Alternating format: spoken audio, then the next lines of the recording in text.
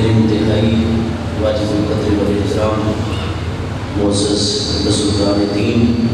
محترم حاضرین کرام، اللہ کریم جل شانہ کی خاص رحمت، اس کی مہربانی اور فضل و عنایت سے ہم سب حضرات اور سے مبارک کی اس بابرکت محفل اقدس میں حاضر ہیں۔ دعا ہے کہ اللہ پاک ہم سب کی اس حاضری کو اپنی بارگاہ اقدس میں قبول و منظور فرمائے، اور صاحب عرس حضرت پیر طریقت قبلہ محمد ظفر احمد صاحب قادری رحمۃ اللہ تعالیٰ علیہ کے درجات اللہ پاک اپنی بارگاہ اقدس میں بلند فرمائے، ان کے مزار شریف پر اللہ پاک اپنی خاص رحمتوں کا نزول جاری رکھے، اور اللہ تبارک و تعالیٰ کے جتنے بھی محبوبین و مقربین اور پیارے بندے ہیں، اللہ تبارک و تعالیٰ سب کے فیض و برکات ہم سب کے شامل حال فرمائے۔ ہمارے مبارک دین اسلام کے اندر جو ہے وہ بیعت کی بہت ساری قسمیں بیان فرمائی گئی ہیں۔ سب سے پہلی بیعت جو ہے وہ تو بیعت اسلام ہے۔ جب ہمارے پیارے محبوب کریم صلی اللہ علیہ وآلہ وسلم کی پیاری ذات بابرکات نے اعلان نبوت فرمایا، اور اللہ تبارک و تعالیٰ کے حکم کے اوپر حق کی طرف دعوت دینے کا سلسلہ شروع فرمایا، تو سعادت مند ہستیاں جو ہیں وہ محبوب کریم علیہ السلام کی دعوت مبارکہ کے اوپر لبیک کہتے ہوئے آپ کی غلامی میں حاضر ہونے لگی۔ سب سے پہلے حضرت سیدہ ام المومنین سیدہ طاہرہ خدیجہ الکبریٰ رضی اللہ عنہا آپ نے کلمہ اسلام پڑھا، اور پیارے بچوں میں حضور سیدنا مولانا مرتضیٰ شیر خدا کرم اللہ تعالیٰ وجل کریم کی ذات بابرکات نے کلمہ اسلام پڑھا۔ آخر بالغ مرد حضرات میں حضرت سیدنا ابوبکر صدیق رضی اللہ عنہ کو سب سے پہلے کلمہ اسلام پڑھنے کا شرف حاصل ہوا، اور غلاموں کے اندر سیدنا زید بن حارثہ رضی اللہ عنہ سب سے پہلے مشرف اسلام ہوئے۔ میں نے جان بوجھ کر ان چاروں ہستیوں کا سب سے پہلے ذکر کیا، اور یہی چار ہستیاں ہیں جو سب سے پہلے اسلام لائے۔ پانچویں نمبر پر حضرت سیدنا بلال حبشی رضی اللہ عنہ، چھٹے نمبر پر سیدنا عبداللہ بن مسعود رضی اللہ عنہ مشرف اسلام ہو گئے ہیں۔ یہ جو پہلے والی چار ہستیاں ہیں، آپ غور کریں گے کہ یہ چاروں ہستیاں محبوب کریم علیہ السلام کے صرف اعلان نبوت کے وقت قریب نہیں ہیں۔ حضرت ام المومنین سیدہ طاہرہ خدیجہ الکبریٰ بنت خویلد رضی اللہ عنہ وہ آقا کریم علیہ السلام کے اعلان نبوت سے 15 برس پہلے سے محبوب کریم علیہ السلام کے گھر مبارک میں آباد ہیں، آپ کی زوجہ محترمہ ہیں۔ اعلان نبوت سے 15 سال پہلے ان کے ساتھ آقا کریم علیہ السلام کا نکاح ہوا ہے۔ وہ 15 سال سے آقا کریم علیہ السلام کے حرم محترم اور گھر مبارک میں آباد ہیں۔ حضرت سیدنا مولانا مرتضیٰ شیر خدا کرم اللہ تعالیٰ وجہ کریم آپ 6 سال کی عمر مبارک میں تھے جب محبوب کریم علیہ السلام کی گود مقدس میں آ گئے۔ ان کی تمام اول سے لے کر آخر تک تربیت میرے پیارے مصطفیٰ کریم علیہ السلام نے اپنے پیارے بیٹوں کی طرف فرمائی ہے۔ وہ 10 سال کی عمر مبارک میں تھے جب محبوب کریم علیہ السلام پر غار حرا شریف میں پہلی وحی کا نزول ہوا۔ تو پہلی وحی کے نزول کے 6 ماہ بعد یا 3 سال بعد دعوت دین کا مرحلہ شروع ہوا ہے۔ تو وہ 10.5 سال یا 13 سال کی عمر مبارک میں ہے، لیکن 6 سال سے لے کر اب یا تو یہ ہے کہ 3.5 سالوں سے یا پھر وہ 7 سالوں سے محبوب کریم علیہ السلام کی بارگاہ میں موجود تھے جب دعوت دین اور تبلیغ کا مرحلہ شروع ہوا۔ اور حضرت سیدنا زید بن حارثہ رضی اللہ عنہ وہ بھی محبوب علیہ السلام کے غلام ہیں۔ پہلے وہ حضرت ام المومنین سیدہ خدیجہ الکبریٰ رضی اللہ عنہ کی غلامی میں تھے۔ جب حضرت ام المومنین کا نکاح محبوب کریم علیہ السلام سے ہوا، انہوں نے نبی پاک علیہ السلام کی ذاتی خدمت کے لیے حضرت زید بن حارثہ کو مصطفیٰ کریم علیہ السلام کو گفٹ کر دیا، تحفہ پیش کر دیا۔ وہ بھی 15 سال سے نبی پاک علیہ السلام کے دن رات آپ کے ساتھ اور آپ کی ذاتی خدمت کر رہے ہیں۔ اور حضرت سیدنا ابوبکر صدیق رضی اللہ عنہ وہ تقریباً 18.5 سال سے محبوب کریم علیہ السلام کی انتہائی مضبوط، یہ ایسا نہیں کریں گے بڑی وہ 18.5 سال سے محبوب کریم علیہ السلام خدمت کے اندر جو ہے وہ موجود ہے۔ لہٰذا حضرت ام المومنین حضرت زید بن حارثہ 15 سالوں سے، حضرت ابوبکر صدیق 18.5 سالوں سے، اور حضرت مولا کائنات کرم اللہ تعالیٰ مجبرین 7 سال سے محبوب کریم علیہ السلام کے ساتھ بالکل اٹے ہیں۔ تو سب سے زیادہ بندے کے قریب کون ہوتا ہے؟ بیوی ہوتی ہے۔ سب سے زیادہ جو جگری دوست ہوتا ہے وہ بندے کے سب سے زیادہ قریب ہوتا ہے۔ بندے کا غلام، خادم، ملازم جو ہوتا ہے، ذاتی ملازم، وہ بندے کے ساتھ ہوتا ہے۔ پیارے بچے جو اس کی گود میں پرورش پا رہے ہیں وہی سب سے زیادہ قریب ہوتے ہیں۔ محبوب کریم علیہ السلام کی سیرت طیبہ کا یہ ایک روشن ترین پہلو ہے۔ ورنہ اگر آج ہمارے معاملات کا جائزہ لیا جائے تو وہ بندہ جو مجھ سے 100 کلومیٹر فاصلے پر رہتا ہے، صرف میرا بیان سنتا ہے، باتیں سنتا ہے، تقریروں کے کلپ سنتا ہے، وہ بڑا متاثر ہوتا ہے کہ شوکت سے آدمی کو بڑا ہی نیک آدمی ہے۔ ابھی آپ اتنے القابات سن رہے تھے، فخر الصلحاء۔ اب مجھے پتہ ہے کہ صالحین بھی کس طرح فخر کریں، وہ کتنا نیک انسان ہوا کرتا ہے۔ تو ہم ایک دوسرے کو القابات دیتے رہتے ہیں، ایک دوسرے کی تعریف و توصیف کرتے رہتے ہیں کہ قیامت کے دن جواب دینا ہوگا ہر لفظ کا۔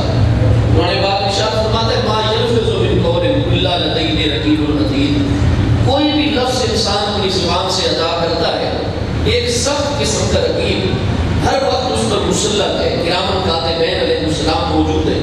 جو ہر بات کو لکھتے چلے جا رہے ہیں۔ اب لوگ دور دور جو رہتے ہیں صرف بیانات سنتے ہیں، پیر صاحب کا ذکر سن لیتے ہیں، ان کی کرامتیں سچی ہوتی ہیں یا جھوٹی وہ سن لیتے ہیں، وہ بڑے متاثر ہوتے ہیں۔ جناب یہ تو کوئی بڑی ہی اعلیٰ ہستی ہے، بڑے اللہ تعالیٰ کے مقبول بندے ہیں، محبوب اور پیارے بندے ہیں، یہ تو بہت بڑا کوئی عالم ربانی ہے، بڑی اچھی باتیں کرتا ہے۔ وہ ان صرف باتوں سے اور شہرت سے متاثر ہو کر ہمارے قریب آ جاتے ہیں، اور جب ہفتہ 10 دن ہمارے قرب میں گزارتے ہیں تو وہ تو دیکھتے ہیں کہ صاحب میں نماز جماعت کی پابندی تو نہیں ہے، نماز پڑھ بھی گئے لیکن جماعت کا تو کوئی ان کو احساس اور خیال نہیں ہوتا۔ اور ایک مومن اور مسلمان کے لیے پنجگانہ نماز جماعت کے ساتھ ادا کرنا،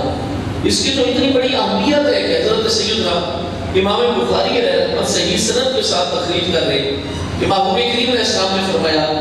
کہ نماز کا ٹائم ہو جماعت کا، میرا دل یہ کرتا ہے کہ میں ایک جوان کو حکم دوں کہ وہ تمام حاضرین کو جماعت کروائے، اور میں عین جب کہ مسجد میں جماعت ہوئی کھڑی ہو لا توفن بالبیوت، میں اپنے امتیوں کے گھروں کا طواف کروں، چکر لگاؤں، اور سوائے مریضوں کے، انتہائی بوڑھے لوگوں کے، معذور لوگوں کے، اور چھوٹے پیارے بچوں اور خواتین کے علاوہ جن میں بالکل جماعت میں جانے کی صلاحیت اور طاقت موجود ہے، بلا عذر شرعی، جو جماعت کو چھوڑ کر گھر میں اس وقت بیٹھے ہوئے ہیں، میرا دل تو یہ کرتا ہے کہ اگر مجھے عورتوں، بچوں اور مریضوں کا خیال نہ ہوتا لو حرکنا علیہم بیوتہم، میں ان کے گھروں کے ان کے اوپر جلا دیتا۔ آج کل ہمارے دلوں کے اندر یہ بات پیدا ہوتی ہے کہ گھر میں انتہائی پریشانی رہتی ہے، آپس میں اختلاف انتشار بہت زیادہ ہے، بے برکتی بہت زیادہ ہے، بھائی کی بھائی سے طبیعت نہیں مل رہی۔ وجہ یہ ہے کہ جس گھر کے مرد حضرات مسجد میں اذان سن لیتے ہیں، گھر میں موجود ہوتے ہیں، پھر بھی وہ اللہ تعالیٰ کا بلاوا آتا ہے کہ آؤ نماز کی طرف، حی علی الفلاح، حی علی الفلاح، اور وہ ایک کام سے سن رہے ہوتے ہیں، دوسرے کام سے نکال رہے ہوتے ہیں، تو پھر اس گھر میں کہاں برکت آئے گی؟ کیونکہ وہ گھر تو ایسا گھر ہے جس کو رحمت للعالمین مصطفیٰ کریم علیہ السلام جو تمام عالمین کے لیے رحمت بن کے جلوہ گر ہوئے، وہ تو اس گھر کا جانا پسند فرماتے ہیں کہ جس میں بغیر عذر شرعی کے جماعت کے وقت مرد حضرات مسجد میں نہیں جا رہے بلکہ گھر کے اندر بیٹھے ہوئے ہیں۔ تو جب ایک سمجھدار انسان محض ہماری تقریریں سن کر، ہماری شہرت سن کر، ہمارے فلسفے سن کر ہمارے قریب آتا ہے، ہفتہ 10 دن گزارتا ہے، وہ دیکھتا ہے کہ صاحب میں جماعت کی پابندی تو نہیں ہے، لوگوں کو بڑے فضائل بنا کے بیان کرتے ہیں، فجر کے وقت خود کو سویا رہتا ہے اور لوگوں کو تہجد کی باتیں کرتا ہے، لوگوں کو کہتا ہے کہ بڑے نرم رویے سے پیش آیا کرو، گھر میں جو بچہ بھی تھوڑا سا چوپ کرے اس کی ڈانٹ ڈپٹ شروع کر دیتا ہے، تھوڑا سا معاملہ طبیعت کے خراب ہو جائے بیوی کو گالیاں دینے شروع ہو جاتے ہیں، تو پھر وہ ہفتہ 10 دن تک جو وہ پہلے دور رہنے کی وجہ سے عقیدت تھی، محبت تھی، جب ہمارا عملی نمونہ اس کے سامنے آ جاتا ہے تو وہ متنفر ہو کر آہستہ آہستہ آہستہ ہم سے دور ہو جاتا ہے۔ پہلے ہمارے قریب تھا روحانی طور پر، باطنی طور پر، لیکن ہمارے معاملات، سستیاں، کوتاہیاں، کیونکہ ہم صرف گفتار کے قاضی ہیں، باتیں ہیں ہمارے اندر اور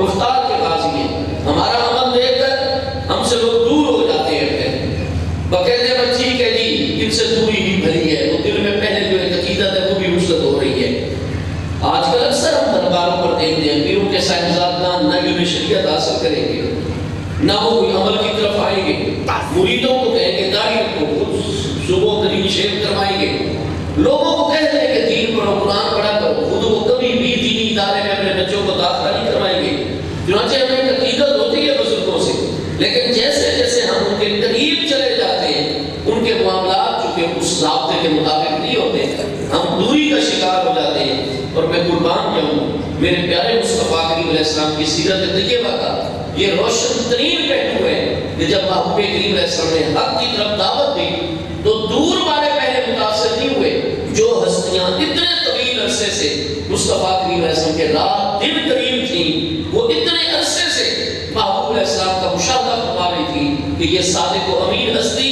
جو فرماتے ہیں ان کا اپنا عمل مبارک اس کے مطابق ہے، لہذا جیسے ہی محبوب نے دعوت دین کا مرحلہ شروع کیا، یہ ہستیاں جن کے سامنے اعلان نبوت سے بھی کتنا عرصہ پہلے محبوب کا ایک لمحہ تھا، وہ فوری طور پر کلمہ اسلام پڑھ کے مشرف اسلام ہو گئے۔ محبوب کریم علیہ السلام کی ہستیوں سے جو اسلام قبول کر رہے ہیں، کلمہ شہادت پڑھ رہے ہیں، محبوب علیہ السلام کو کہتا ان سے بیعت کیا کرتے تھے۔ اس بیعت کو جو کفر سے طائب ہو کر، شرک سے طائب ہو کر، ٹھیک ہے جی، ایمان، اسلام، دین توحید، اللہ کی وحدانیت، مصطفیٰ علیہ السلام کی نبوت و رسالت، تو کفر اور شرک کو چھوڑ کر، جہالت کو چھوڑ کر جو اسلام قبول کیا جاتا تھا، ایمان لایا جاتا تھا، اس کو بیعت اسلام کہا جاتا ہے، بیعت ایمان کہا جاتا ہے۔ ہمیں حکم ہے، ہمیں تو آگے کریم علیہ السلام کی امت کو تو اللہ پاک نے دنیا میں جلوہ گر ہی اس لیے فرمایا کنتم خیر امۃ اخرجت للناس، اے میرے پیارے مصطفیٰ علیہ السلام کی امت، تم تمام کی تمام امتوں میں افضل و اعلیٰ ہو، اخرجت للناس، تمہیں تو بنایا ہی اس لیے گیا ہے تاکہ تم باقی لوگوں کی رہنمائی کر سکو۔ آج بھی جب ہمارے مشائخ اعظام، ہمارے کامل مرشد، ہمارے علماء ربانیین، مبلغین جب دعوت دین دیتے ہیں تو آج بھی کوئی غیر مسلم، کوئی عیسائی ہے، کوئی ہندو ہے، کوئی سکھ ہے، کوئی بدھ مذہب ہے، کوئی یہودی ہے، جب وہ اسلام کی تعلیمات سے متاثر ہو کر اسلام قبول کرتا ہے، جس کے ہاتھوں پر اسلام قبول کرتا ہے وہ اس کی بیعت کرتا ہے۔ آج بھی اس بیعت کا نام اسلامی تعلیمات کے اندر بیعت اسلام ہے، بیعت ایمان ہے۔ اس بیعت کے علاوہ اسلام کے اندر ایک دوسری بیعت ہے، اس بیعت کو بیعت جہاد کہا جاتا ہے۔ کہ میرے پیارے مصطفیٰ کریم علیہ السلام کی پیاری ذات بابرکات جب مناسب خیال فرماتے ہیں کہ اس علاقے کے اندر، کیونکہ آج خود ہمیں کسی بھی قوم کے اوپر جنگ مسلط کرنے کی اجازت نہیں ہے، قرآن پاک میں لا اکراہ فی الدین قد تبین الرشد من الغی، تیسرے پارے سورہ بقرہ میں ارشاد فرمایا دین کے اندر کوئی جبر اور زبردستی نہیں ہے۔ ہمارے علاقے میں غیر مسلم رہتے ہو، ہم چونکہ اکثریت میں مسلمان ہیں، ہمارے پاس بہت زیادہ وسائل و افرادی قوت ہو، اور ہم یہ سوچیں کہ چونکہ یہ گھرانہ غیر مسلمین کا رہتا ہے ہمارے ملک کے اندر، ہمارے علاقے کے اندر، لہذا مسلمان ان پر چڑھ دوڑے اور انہیں کہو کہ کلمہ پڑھیں، ایمان لائیں، ورنہ ہم تمہارے سارا ساز و سامان چھین لیں گے، تمہاری عزتیں چھین لیں گے، ہم تمہیں مار ڈالیں گے۔ قرآن نے فرمایا لا اکراہ فی الدین، زبردستی کسی کو کلمہ نہیں پڑھانا۔ تمہارے ڈر کی وجہ سے جو لوگ کلمہ پڑھیں گے اپنا مال بچانے کے لیے، عزت و آبرو بچانے کے لیے، اپنی جان بچانے کے لیے، تو ڈر کے اور پریشرائز ہو کر کے کلمہ اسلام پڑھیں گے، وہ تو صرف اوپر زبان سے کلمہ پڑھیں گے، دل میں ایمان نہ ہو، صرف زبان پر ایمان ہو، اس کو ایمان کہا جاتا ہے یا منافق کہا جاتا ہے؟ اللہ نے ہمیں مومن بنانے کا حکم دیا یا منافق پیدا کرنے کا حکم دیا؟ اس لیے دین میں کتنے مقامات قرآن پاک میں موجود ہیں۔ اللہ پاک نے فرمایا جب حقائق واضح ہو چکے، من شاء فلیؤمن ومن شاء فلیکفر، جس کا جی چاہے ایمان لائے، جس کا جی چاہے کفر پر قائم رہے، حساب کا ایک دن آخرت میں قیامت کے اندر ہم نے مقرر کیا ہوا ہے۔ تو ہم زبردستی کسی کو مسلمان نہیں، اس لیے ہم جہاد زبردستی نہیں مسلط کرتے۔ جب ہمارے راستے میں رکاوٹ ڈالی جاتی ہے، یا کسی مظلوم قوم کو ہماری مدد کی ضرورت ہوتی ہے، یا کوئی ہمارے راستے میں رکاوٹ ڈالتا ہے، ہمارے مفادات کو زج کرتا ہے، اس وقت اللہ پاک حکم جہاد عطا فرماتا ہے، اور وہ بھی سارے دشمن کی تعداد، اس کی طاقت، اپنے معاملات دیکھ کر قرآن مجید میں واضح آیات ہے کہ پہلے تمہارے اندر میرے محبوب علیہ السلام جلوہ گر اور معاملات اس طرح تھے، لہذا پہلے تو 10 کافر ہوتے اور ایک مومن، اللہ تعالیٰ کسی نے جہاد دے دیتا تھا۔ اب فرمایا نہیں، معاملات آگے چونکہ جو امت آئے گی انہوں نے تو میرے محبوب کا دیدار نہیں کیا ہوگا، ان کے معاملات تو صحابہ کرام اہل بیت اطہار کی مقدس ہستیوں والے نہیں ہوں گے، لہذا اگر دشمن دو ہوں اور مسلمان ایک تو اس وقت تو جہاد فرض ہوگا، لیکن اگر کافر تین ہو جائے اور مسلمان ایک ہو فرمایا کہ جہاد فرض نہیں رہے گا۔ تو یہ ساری شرائط فقہ اسلامی کی کتابوں میں بڑی ڈیٹیلز اور تفاصیل کے ساتھ موجود ہے۔ بہرحال جہاں ضرورت ہوتی تھی مشرکین اور کفار اسباب جزیرہ نما عرب میں پیدا کر دیتے تھے، میرے محبوب علیہ السلام پھر جہاد کے لیے اپنے پیارے غلاموں کو اکٹھا کرتے۔ کئی مرتبہ ایسا ہوتا کہ وہ مومن تو پہلے ہی ہیں آپ کے پیارے اہل بیت اطہار پیارے صحابہ کرام، لیکن جہاد کے لیے محبوب علیہ السلام پھر فرماتے کہ لائنیں بناؤ اور اس جہاد کے لیے میرے ہاتھ میں بیعت کرو۔ چنانچہ ذی سن 6 ہجری میں حدیبیہ کے مقام پر جب حضرت امیر المومنین سیدنا عثمان ذو النورین رضی اللہ عنہ جو کہ محبوب علیہ السلام کی بہت ہی پیاری ہستی ہے، آپ کے پیارے بھانجے بھی ہیں، آپ کی سگی پھوپھی صاحب بہن حضرت اربا بنت قریظ کے فرزند ہیں حضرت عثمان غنی رضی اللہ عنہ، پیارے بھانجے بھی ہیں، پھوپھی صاحب بہن کے بیٹے ہیں، اور اس کے ساتھ ساتھ یکے بعد دیگر دو مقدس نورانی صاحبزادیاں رضی اللہ عنہ محبوب علیہ السلام نے ان کے عقد مکرم میں عطا فرمائی ہیں۔ جب ان کو گفتگو کے لیے ترجمان بنا کر بھیجا گیا اور اپنا وکیل بنا کر، تو کافروں نے صرف چیک کرنے کے لیے جھوٹی خبر حدیبیہ کے اندر پھیلا دی کہ ان عثمان قد مصیبہ، حضرت عثمان کو شہید کر دیا گیا ہے۔ تو میرے محبوب نے فوراً اپنا رد عمل ظاہر کیا۔ 1400 سے لے کر 1500 تک پیارے صحابہ کرام حدیبیہ کے مقام پر عمرے کے لیے ساتھ ہیں۔ آپ نے فرمایا 2 لائنیں لگا لیں اور حضرت عثمان کا بدلہ لینے کے لیے میرے ہاتھ کے اوپر بیعت کریں۔ چنانچہ حضرت سیدنا عمر رضی اللہ عنہ، سیدنا ابو بکر صدیق رضی اللہ عنہ، حضرت سیدنا مولانا مرتضیٰ شیخ خدا کرم اللہ تعالیٰ وجہ الکریم، حضرت طلحہ و زبیر رضوان اللہ تعالیٰ اجمعین، 1400 سے لے کر 1500 جتنے بھی صحابہ کرام تھے، انہوں نے ایک نقطے پر محبوب علیہ السلام کے ہاتھ مبارک پر بیعت کی کہ حضور آپ ہمیں جہاد کا جیسے ہی حکم دیں گے ہم بیعت کر چکے ایک مرتبہ پھر کہ حضرت عثمان کا بدلہ لیے بغیر نہیں ڈریں گے، چاہے لڑتے لڑتے ہم کافروں کے ہاتھوں شہید بھی کیوں ہو گئے۔ جب سب بیعت کر چکے محبوب کریم علیہ السلام نے اپنا ہاتھ مبارک فضا میں بلند فرمایا، بخاری مسلم سب میں، اور فرمایا حاضر ید عثمان، یہ میرا ہاتھ میرے پیارے عثمان کا ہاتھ ہے، وہ یباجرنی، اور میرا عثمان بھی اس بیعت جہاد میں شامل ہے۔ غلاموں کو پتہ چل گیا کہ جو بندہ قتل ہو جائے گا وہ تو عملی طور پر اب جہاد میں اس عالم دنیا میں شامل نہیں ہوگا، جہاد کی بیعت تو اسی کی ہوگی جو اس دنیا میں موجود ہے۔ لہذا سب صحابہ کرام کو پتہ چل گیا کہ محبوب نے اپنے اس عمل سے جہاں حضرت عثمان کا مقام و مرتبہ اور ان کے ساتھ جو نبی پاک علیہ السلام کو محبت ہے اس کا اظہار فرمایا ہے، ساتھ ساتھ ہمیں یہ بھی بتا دیا ہے کہ میرا مسلمان اندر، میرا پیارا عثمان اندر زندہ ہے، نظر بند کیا گیا ہے، باقی وہ قتل نہیں ہوا کیونکہ وہ بھی عملی طور پر اس بیعت جہاد میں شامل اور موجود ہے۔ اللہ پاک نے 26ویں پارے سورہ الفتح کے اندر اس بیعت کو اتنا قبول فرمایا جو سیدنا عثمان کا بدلہ لینے کے لیے منعقد کی گئی تھی کہ اللہ پاک نے فرمایا لقد رضی اللہ